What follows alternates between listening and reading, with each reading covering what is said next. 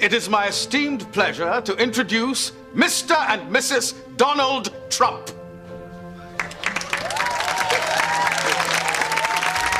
It's the Donald! Oh my God! Look, folks, before we go too far, I've got something to tell you. Excuse me, but I've got something to tell you first.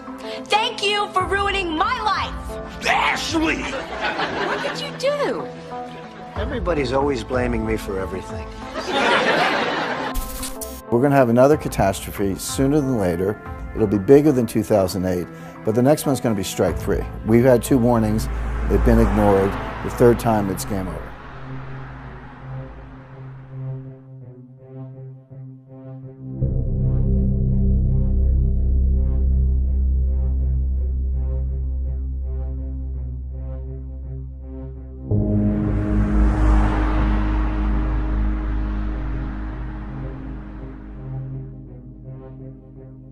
What will happen during the U.S. economic collapse?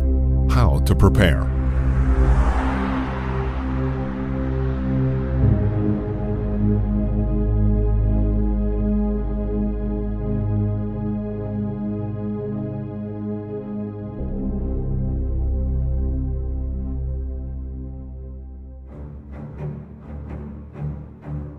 The problem is we spend too much money, we have too much debt, we monetize the debt because we have a central bank that is there for the purpose of financing big government. So the welfare system continues, the bubbles keep building in the entire system, as well as financing the wars. Unless they address that and instead just concentrate on these superficial things, we will not solve our problems, and we will see a continuation. If they can keep it together for another year or two, just means the bubble's going to be that much bigger and the crash will be that much worse. But most people in the country, even those who are making money in the stock market, know there's something wrong out there, and they're preparing psychologically as well as they're struggling to protect themselves financially because they know this can't last. This market could go down a lot. You know, how much is a lot? Well, I mean, we could have a bear market. I mean, we haven't had one in a long time. That's a 20% decline because we've had this Yellen put. The Fed wouldn't let the market go down when Obama was president. They certainly didn't want it to go down before the election because they wanted to put Hillary Clinton into the Oval Office after Obama. So they had the markets back. There was this put. But what if the put expired with Donald Trump? I don't know if the Fed has much love for Trump. And now that Trump has put his brand on this stock market and this economy, maybe the Fed is happy to allow a bear market that can be blamed on Trump.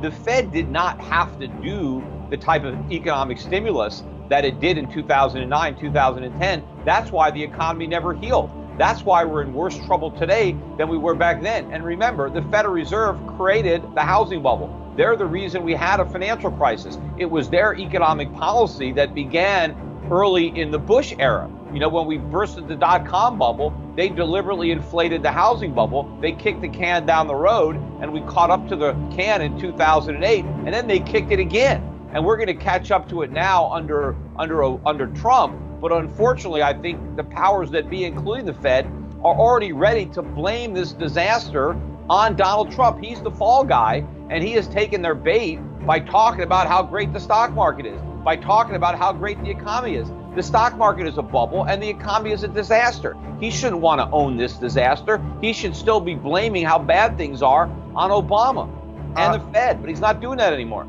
All right, so what is the black swan risk coming in the next 6 weeks or so? We know the next 6 weeks are historically bad for the markets. We now have Goldman Sachs coming out saying there's a 50% chance of a government shutdown, which is not exactly a decisive forecast. So is it the government shutdown that could be the black swan, or could it be something else? Well, I doubt the government's going to shut down. I actually think that would be a positive. I mean, if we shut down the economy, we could liberate the economy. So my fear is that the government won't shut down. It'll just get bigger and bigger and bigger. But what might be the black swan is if the market surrenders the Trump euphoric rally. Remember, we've had a huge move up since the election of Trump, even though prior to the election, the expectation was if Trump won, it was a disaster, yet he won anyway. And then, the markets rallied because of the idea that we were going to get all this deregulation, these significant tax reform, all this stimulus. Well, if people start to realize that that's not going to happen, that the market's built in events that are not going to transpire. We didn't get rid of Obamacare. That was supposed to happen. We're not going to get substantive tax reform. We'll be lucky if we even get tax cuts by the end of the year. We're not going to get the massive regulatory relief. So what if we price all that back out of the market? And what if there's no Yellen put? That's a big drop in the market. The drop in the dollar can continue. And then, this whole supposed strong economy that Trump is talking about is all based on confidence. Well, it's all false confidence.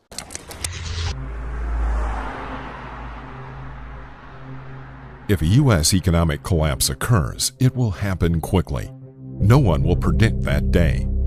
That's because the signs of imminent economic collapse are difficult to see. For example, the U.S. economy almost collapsed on September 17, 2008. That's the day panicked investors withdrew a record $140 billion from money market accounts, which is where businesses keep cash to fund day-to-day operations. If withdrawals had gone on for even a week, the entire economy would have halted. That meant trucks would stop rolling, grocery stores would run out of food, and businesses would shut down. For more, see September 2008 run on the money markets. Fortunately, the Federal Reserve Chairman and U.S. Treasury Secretary noticed the signal and knew what it meant. Ben Bernanke was a Great Depression scholar. Hank Paulson was a Wall Street veteran. Their bailout plan supplied enough cash to stop the panic. For more, see 2008 financial crisis. The Fed was created to address financial panics, and its independence and its ability to act quickly is a key feature of what the Fed is about.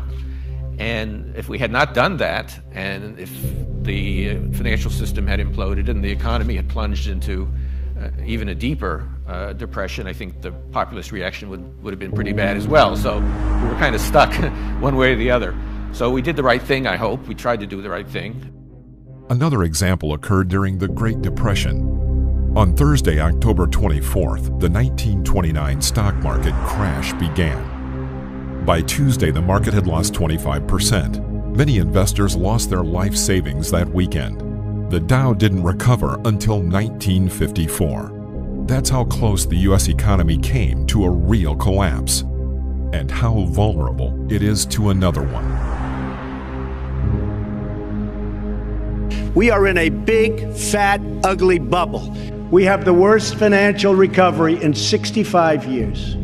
In the last 8 years, the past administration has put on more new debt than nearly all of the other presidents combined. Everything in a way is a bubble, and the currency situation is in a bubble, and that's why there's not room for optimism about the current system. The global situation has created an environment for financial panic. The U.S. stock market is going to crash, or the dollar is going to crash. It's the biggest bubble I've seen in history, and now we have a bigger stock bubble by far than ever, larger real estate bubbles in many cities, and extreme around the world. So when is this going to happen? Later this year or next. Later this year or next. Write it down. And how big a crash could we be looking at? It's going to be the worst in your lifetime. I've had some pretty big ones in my lifetime. It's long. It's going to be the biggest in my lifetime, and I'm older than you. No, it's going to be serious stuff. I think the next crisis is going to kill the dollar. And the worst scenario for that would be things like Zimbabwe and Venezuela. What will happen if the U.S. economy collapses? If the economy collapses, you will not have access to credit. Banks will close. That means demand will outstrip supply of food, gas, and other necessities. If the collapse affects local governments and utilities, then water and electricity will no longer be available. As people panic, self-defense becomes more important. The economy reverts to a traditional economy, where those who grow food barter for other services. A U.S. economic collapse would create global panic. Demand for the dollar and U.S. treasuries would plummet. Interest rates would skyrocket. Investors would rush to other currencies such as the yuan, euro, or even gold. It would create not just inflation, but hyperinflation as the dollar became dirt cheap. When would the U.S. economy collapse? Any of the following 6 scenarios could create an economic collapse. 1. If the U.S. dollar rapidly loses value, it would create hyperinflation. 2. A bank run could force banks to close or even go out of business, cutting off lending and even cash withdrawals. 3. The internet could become paralyzed with a supervirus, preventing emails and online transactions. 4. Terrorist attacks or a massive oil embargo could halt interstate trucking. Grocery stores would soon run out of food. 5. Widespread violence erupts across the nation. That could range from intercity riots, a civil war, or a foreign military attack. It's possible that a combination of these events could overwhelm the government's ability to prevent or respond to a collapse. And number 6, some believe the Federal Reserve, the President, or an international conspiracy are driving the United States towards economic ruin. If that's the case, the economy could collapse in as little as a week. That's because it's run on confidence that debts will be repaid, food and gas will be available when you need it, and that you'll get paid for this week's work. If a large enough piece of that stops for even several days, it creates a chain reaction that leads to a rapid collapse. How to prepare for a collapse. It's difficult to completely protect yourself from the economic collapse because it can happen without warning. In most catastrophes, people survive through their knowledge, wits, and by helping each other. You need to understand basic economic concepts so you can see warning signs of instability. Second, keep as many assets as liquid as possible so you can withdraw them within a week. In addition to your regular job, make sure you have skills that you need in a traditional economy, such as farming, cooking, or repair. Make sure your passport is current in case you need to leave the country on short notice. To be completely prepared, research target countries now and travel there on vacation so you are familiar with your destination. Keep yourself in top physical shape. Know basic survival skills such as self-defense, foraging, hunting, and farming. Practice now with camping trips. If you can, move near a wildlife preserve in a temperate climate. That way, if a collapse occurs, you can live off the land in a relatively unpopulated area. As for cash, it's almost pointless to have it in a real economic collapse because its value might be decimated. Gold isn't much help because it's heavy to transport and useless in a real survival situation. But it would be good to have a stash of silver and gold coins just in case. During many crisis situations, these have been acceptable bribes.